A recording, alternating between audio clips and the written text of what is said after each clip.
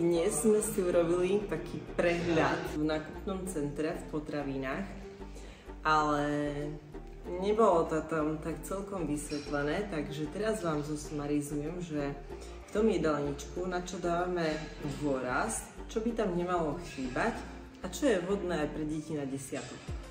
Takže prešli sme si v obchodnom centre v tých potravinách najmä zeleninou kvôli vláknine. Určite si zaradte do jedálnička nejakú listovú zeleninu.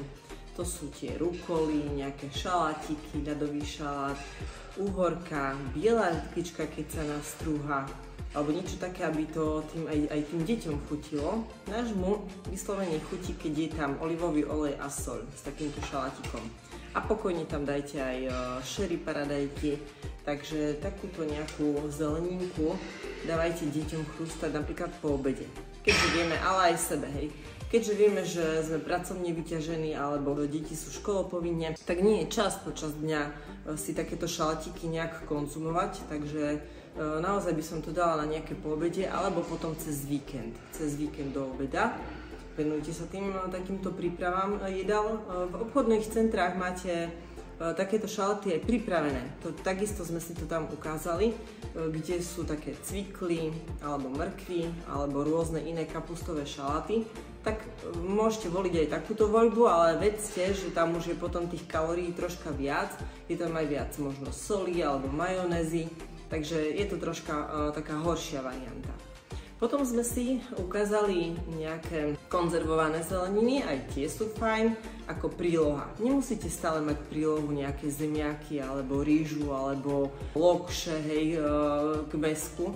Ale môžete voliť k tomu mäsu, k tým bielkovinám aj takúto prílohu, ako sú sterilizované uhorky, nakladaná kapusta, nakladaná cvikla, potom sú tam ešte medzi bielkoviny sa radia aj tie fazuľky červené, ktoré si viete jednoducho ohriať na panvici, urobiť voľské oko a máte hotové bielkovinové jedlo.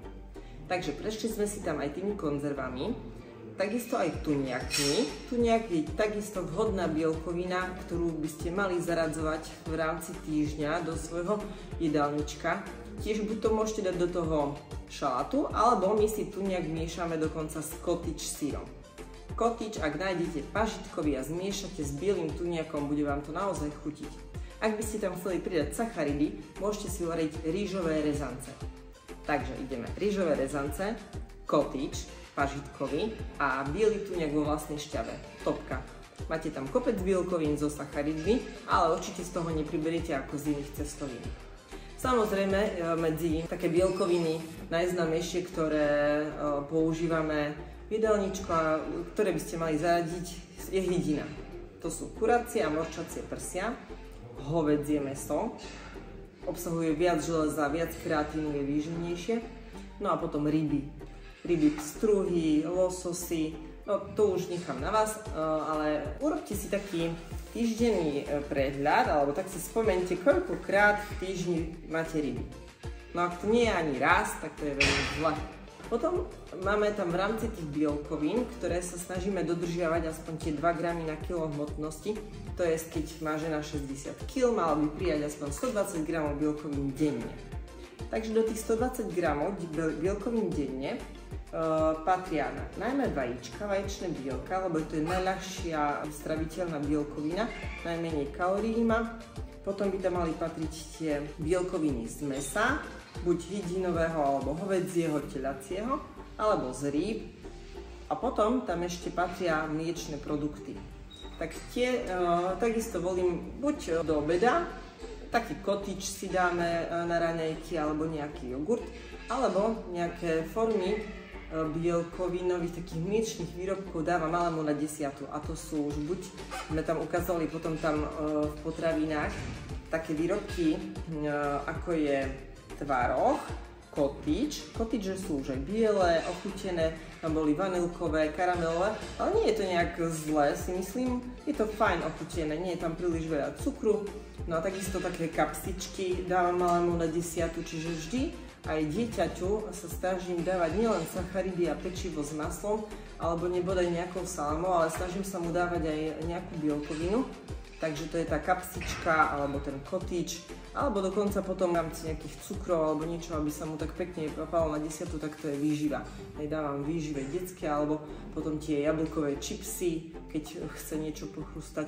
Do jedálnička ešte zaradzujeme mrazenú zeleninu. Tie mrazené zeleniny už sú buď také jednotlivé, ako máte karfiol, brokolica, fazulky, špenát.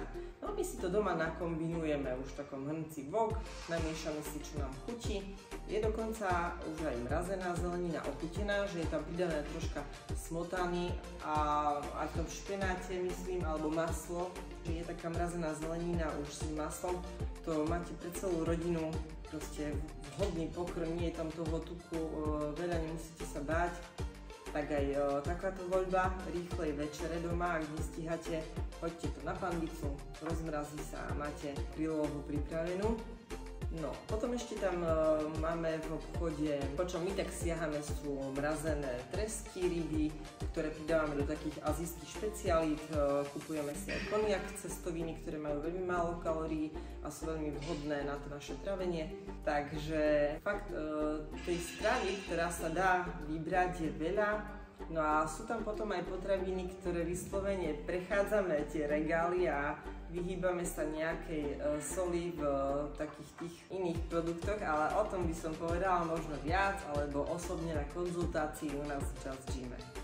Takže v tom jedálničku by nám nemala chýbať vláknina, zelenina, ale aká, to už by sme si prebrali osobne na konzultácii. Potom sú to bielkoviny. Bielkoviny vieme, že máme vajíčka, mäso, ryby, strukoviny a tak ďalej, a mliečne produkty. Potom by nám tam nemalo chýbať nejaké zdravé tuky, áno, orechy sme nespomenuli a oleje. No a je trošky široká škála, ktorá sa dá krásne vyskladať podľa toho, že čo vy budete potrebovať, či nejaký objem alebo skôr tú redukciu tuku. Ale stále sa držíme z každého rožka troška, čiže nič nie je také, čo by sme zakazovali.